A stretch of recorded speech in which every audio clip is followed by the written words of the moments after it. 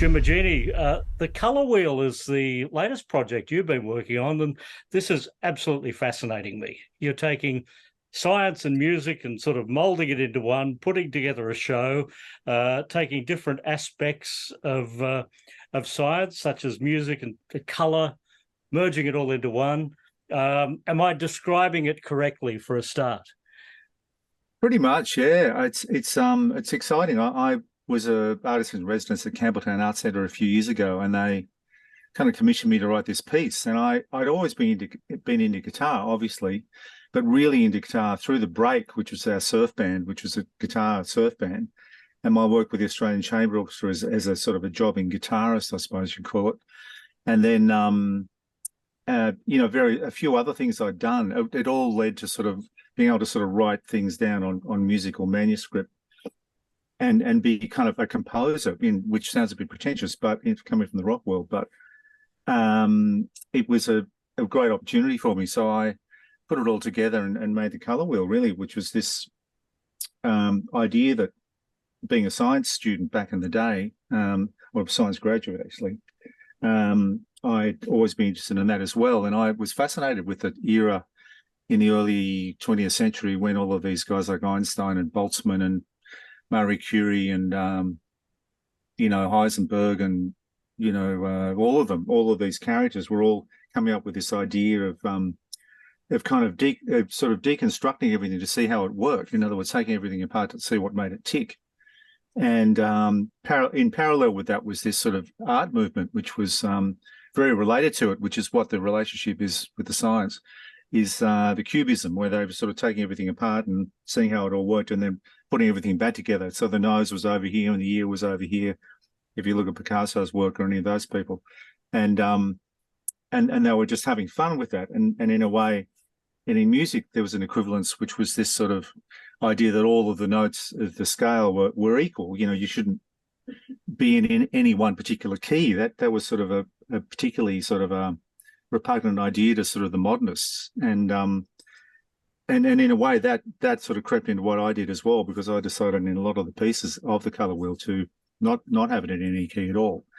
So I was very inspired by all of that stuff, and also a huge fan of James Turrell. So when we come to Melbourne, these gigs we're going to do, or the gig we're going to do rather, at the Capitol Theatre on the 16th of September, they have the most incredible lighting rig there.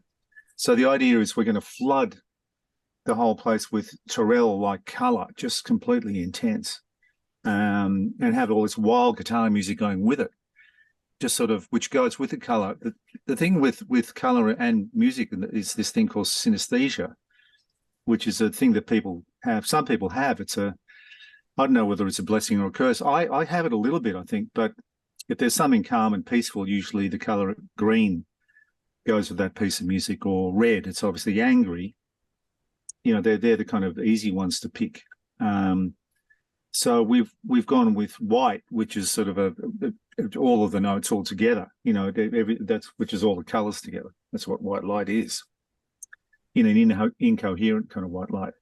And black obviously is sort of the absence of colour completely. So that piece we play with the jack plugs on the guitar ends it's actually a percussive piece, not really a guitar piece at all. People like that one because it's more like drums, And we've done this before. I did this in 2014-15, a lot of gigs. We did them in Ireland. We did them at the Opera House.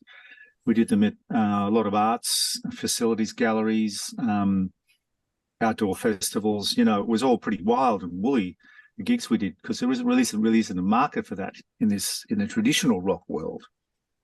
But I love composing the music and sitting there with the colours in mind and kind of going, well, what would go with this particular colour? What kind of mood, what kind of notes would you use? And using the guitar as the orchestra, because, in an orchestra you have high tones, the flutes and the glockenspiels. You've got equivalent in the guitar world would be an ethereal high guitar with a lot of echo on it, very high-pitched and dreamy, crystalline kind of sound, all the way down to the bass and, sort of the thundering thing. And in the mid-range would be, your clarinets and your violins to a certain extent. melodic instruments. What could be surf guitar, it could be really distorted guitar, like a thick, indistinct but buzzy, kind of like nasty sound. And then the baritones are kind of like the higher, I guess they'd be the cellos, you know. So the violas would be sort of the alto. You'd have your soprano sort of sounds, and then you have the really ethereal high sound. So there's real equivalence between orchestra and guitars, you know. And in the recording studio, I'd always use those sort of things when we were making records. The Oils or anybody I was working with was to sort of, you know, the idea of like a black velvet background with a diamond on it. You know, you get complete contrast if you just use those two particular colours and two particular sort of ideas, and one sets off the other. You know, one without the other doesn't have any kind of meaning. But by putting them both together, then you have like a muddy sound and a very clear, bright sound can make both of them kind of like work together. So those sort of tonal ideas were where my head was at, and still is in a way, and it always has been. So the idea of composing for this was, really, really exciting for me. So your orchestra is all guitar, and every guitar represents a part of an orchestra. Yeah, well, in a way, there is a real equivalence, yeah, of course, because of the range of the notes. In orchestras, you know, cellos go from this note up to that note. Violins go from a G at the bottom up all the way up. But they don't go any lower than that G. And so a lot of it is the range of the instruments, a lot of it is the sound of the instruments, the sort of the tonalities. Clarinets being distorted guitars, or cellos being baritone guitars, and double bass being the bass. So you've got this sort of equivalence, yeah, absolutely. And when I played with the Australian Chamber Orchestra, I was sitting in the middle of it, and you could hear the bows hitting these amazing instruments played so beautifully. And you're just sitting there. Some of the pieces I didn't even play guitar. I didn't have to. It wasn't on the charts. And you'd just be sitting there drinking up this tone and this richness. And I thought, oh, God, it wouldn't it be great to do that, but with guitars instead. So you've got all of these sounds. The sounds and the colours, work together, and then you've got the artists on stage creating the artwork with the colours, with the sounds all happening at the same time. Yeah, well, yeah, I mean, I think the pieces, some of the pieces I wasn't sure what colours they would be, what they'd be the equivalent of. So you've got your tonal colours, that's one thing, that's the musical side of it. But then the actual visual colour, what in a synesthetic kind of way would these colours represent, was a bit of a challenge to work them out. So I had a couple of artist friends, which I still do, and they were like, oh, God, this one's orange. Oh, definitely. Oh, this one's purple. Oh, no, this one's... And they had the gift or the curse of synesthesia, so they could pick it for me, in the areas that I wasn't 100% sure of. When we do the Capitol, we're not going to have the painters this time, because I think in the beginning I was a little insecure of the concept of a guitar orchestra standing in front of an audience with a bunch of guitars playing instrumental music. I thought, oh, maybe I need painters on stage as well. But this time we're not having that. I think I'm confident enough in the music standing on its own now, I think, to not have them. But instead of them, have the place completely flooded with this sort of intense colour.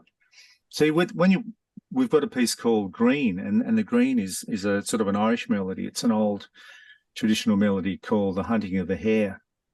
And I heard it played by Martin Hayes in the west of Ireland a few years back, and I just love the melody. And so it's a trad R kind of thing.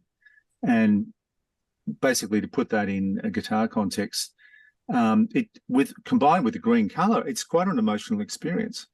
Because the music's quite nostalgic, sentimental, sort of tugs at the heartstrings. And then the green colour, it does something to your brain. And the combination of those two is what I'm really interested in, the colour visually and the colour and melodic structure and sort of composition, putting them together in a potent way. So they both sort of exacerbate the effect. The angry thing with the red can make people feel really upset and emotional. And it of course, people have different reactions to it. You're not going to get the same reaction from the same person when you play a piece and have the colours at the same time. It's quite random. I hope people don't get epileptic fits or anything. I don't think we're going to use a strobe. So how much of the music is already composed? Is that composition set in stone, or do you improvise at the show? There are a lot of pieces where you have you just mark. So I'll sort of conduct it in a way so it starts on a certain note and goes up to a certain note on each of the different instruments, and then it turns around again and goes back down, and I'll just signal when that's going to be. So it's not, the length of it can vary. The other thing I've got to mention in all of this is I really love the work of the great Glenn Branca and Rhys Chatham, these two American. Well, they kind of came out of the no wave scene really in New York in the 70s, especially Branca. They weren't playing the power pop or the punk at the time. They were using guitars in a way that was violent and subversive. And it wasn't pop music, and it wasn't for everybody. But that music is so powerful and so brutal in a lot of ways as well. So it could be beautiful or damaged sounding, or it could be brutal. And you've got the whole range of so that means you've got a dynamic range to go between with guitars. It's not going to be loud, all of it, but we'll have the ability to get really loud, like an orchestra can. Well, again, it gets back to the equivalence thing of the orchestra and the guitar orchestra. So those guys would have, the way they work is with a score, they'd usually have 100 guitar players, and they'd have tablature. They wouldn't have sheet music like I've got. But that's really like the mothership of the whole thing, to have as many guitars as you can, sort of exacerbating the effect. Of course, with guitarists, they're hard to control. Everyone wants to play a solo, usually. But this mob are pretty good. Like they get it. And I've played with them before, and we're adding Rosie Westbrook as well, and John Phillips. They've played with us before as well. Gig at the Mimo a few years back. When we talk about Kent from Celibate Rifles, or John Not Drowning Waving, and Rosie, Mick Harvey's band, Tim from Youth Group, these are all very diverse guitarists. Yeah. They're just really nice people. They're really nice people. That's why I like working with them. But they're really talented. They're very and they're coming from different backgrounds. I think it's the common language is the guitar. Tim plays the baritone. Rosie's going to be playing a Fender 6, doubling the bass parts, like they used to do on the old country records back in the day. Sometimes they even add a double bass to that. The electric bass, the Fender 6, and then the double bass. So yeah, it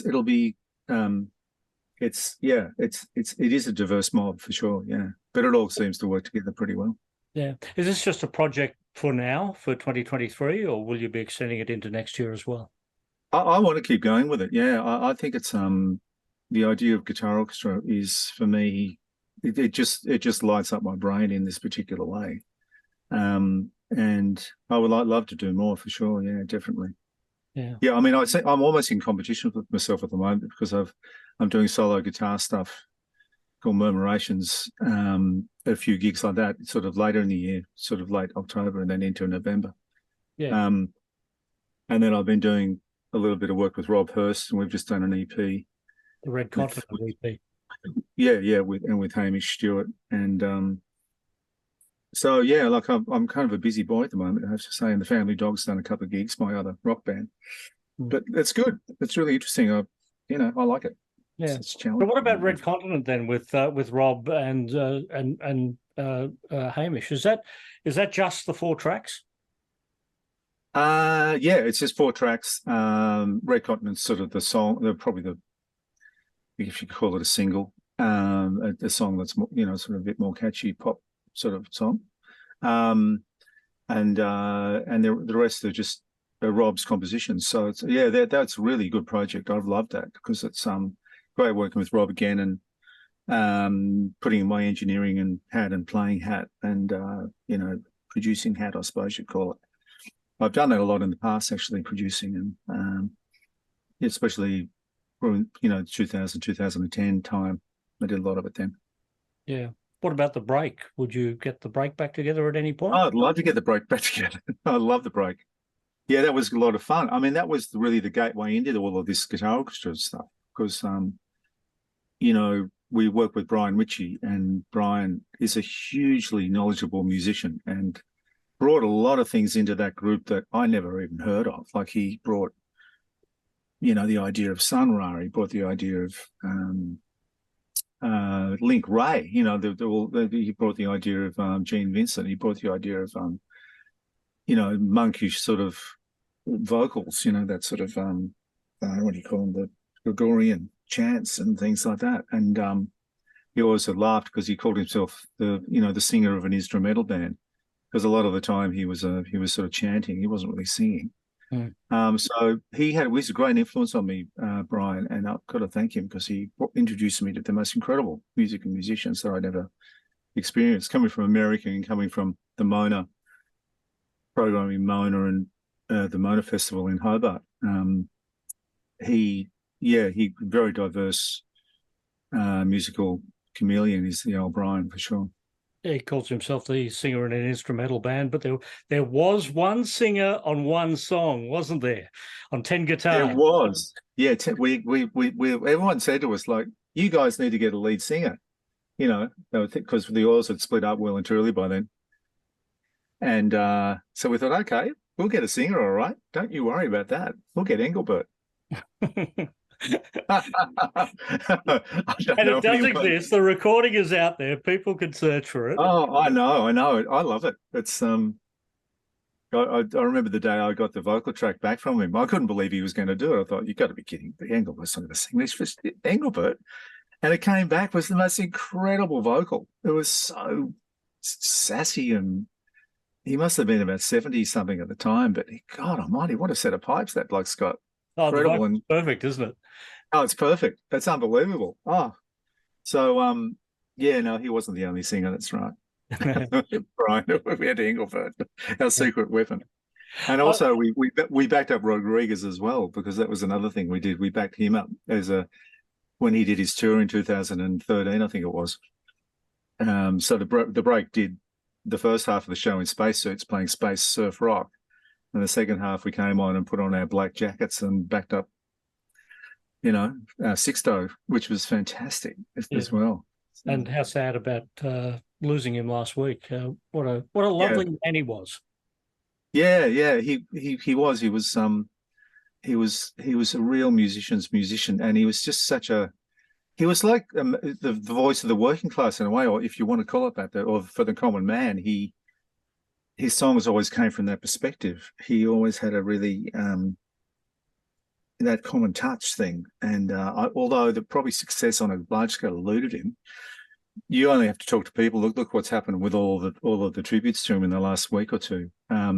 He's very loved by so many people, and that record came out of nowhere, and it really touched people's hearts. And that's where his music comes from, just his heart. So it's that's why, you know, people are really sad about it, really. But he performed. He ended up performing, came back to Australia more than once after that as well, at least 2 or 3 times, I think. Didn't he perform with you with Midnight Oil back in the first tour, or was it the second one, 79 or 81?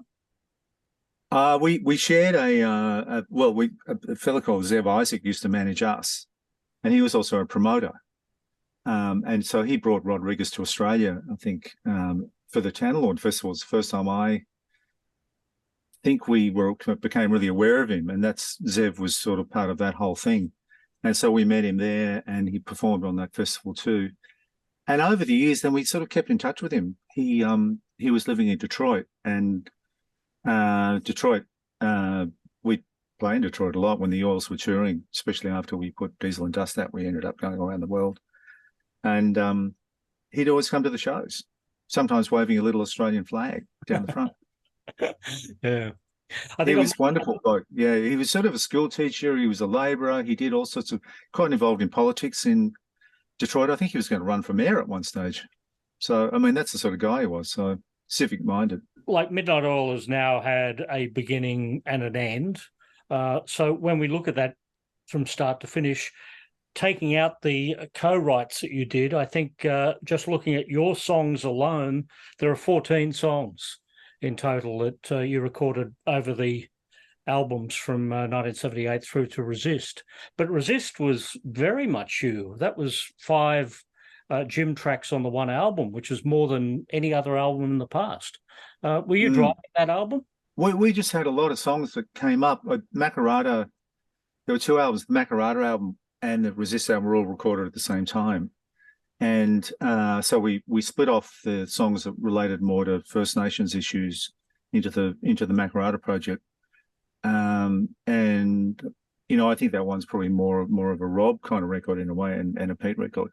But when we got to Resist, we had, it was interesting that I'm not sure why that happened. I think we just had a lot of songs and they were just the ones we happened to record, and our producer, Warren Livesey, seemed to warm to those ones. And I don't think it was particularly me being a control freak, although it might have been a little bit.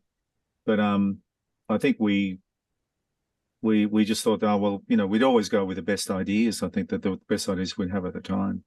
Because there were so many songs in circulation, it was probably like the Beatles' White Album in a way in terms of the number of songs. It was almost hard to sort of, in a short, condensed period of time, we made those 2 albums. And we were flying from one song to the other. We weren't mucking around with any of that. We really had a very intense period there recording. And yeah, they were, I can't really explain why that happened. It just happens like that sometimes, Paul. Yeah, because on the first album, Nothing Lost, Nothing Gained, then we skipped over 2 albums. It wasn't until the 4th album, the 10 to 1 album, that Outside World. So, you know, they're your first 2 sole credits. And then, you know, like pretty much every album after that. Yeah. Well, I don't know. It's I think sometimes perhaps I learned how to write better songs as I went, which is normal with people. Often you have to write a lot of crap to get to the good stuff. But it was also, the band was very collaborative. So I might have a song, but then Pete would have a much better lyric, and would use that, or he'd have a different idea of what the song was about. And I go, okay, great. Well, let's put that in there. You know, I wasn't particularly precious about things like that. You know, the collaboration was very wide ranging between me and Rob, or me and Pete, or Pete and Rob, or, you know, Martin, or, you know, we're all in the mix in various degrees. And the songs, it probably, what you're saying is was just a collaborative band, you know, that there was, but in the end, probably we weren't as collaborative at the end, I don't think, you know. I mean, although I have to say a lot of the songs were co-write, so I don't know. It's sort of hard to, I haven't really thought about it, actually. Sorry. It would be very interesting at one point in the future, before it's too late, to get those 14 songs, wrap them all together into one set list and do one show, just where you perform those 14 songs. Oh, well, that's a thought. Yeah, well, I'll come and do my solo shows later on. I might do that. Yeah, why not? Yeah, well, that's actually a really nice idea, because I love all those songs, and I feel a lot of ownership of them. I think things that you write solely, and they got through the midnight process. They're kind of special ones for me, I suppose. But that's sound a bit selfish saying that. But then I love all the other stuff we did too, and the collaborative stuff, things like Beds of Burning and Dead Hard, and I mean, they were just fantastic songs and such good songs to play. And I never got sick of playing them at all, ever. Well, in the meantime, we get the colour wheel. That'll be the next time we see you on stage. Well, the colour wheel's like an extension of it. I suppose it's evolution of a sort. It's a progression. It's sort of where I like to head. I think the post the band, I don't know. I don't necessarily want to be a singer-songwriter. I think there's another thing you could do that isn't that, the obvious thing, and it's more in the world of the arts and the world of guitar orchestra music and instrumental music and composing, I suppose. I've done a lot of film soundtracks, so perhaps that's part of the whole thing, part of the aesthetic. So yeah, I'm looking forward to bringing the colour wheel down to Melbourne. It'll be awesome. We've got another little one at Stanwell Park, a little warm-up, a couple of weeks before, on the 2nd of February too. 2nd of September as well. So, All right, you're a busy man. I am a pretty busy man. Yeah, I like it. It's good. It's slightly ADHD at times, but yeah, keeping that under control is the trick. Perfect, Jim. Thanks for talking to us. Good on you, Paul. Good on you, mate. Please hang up and try again.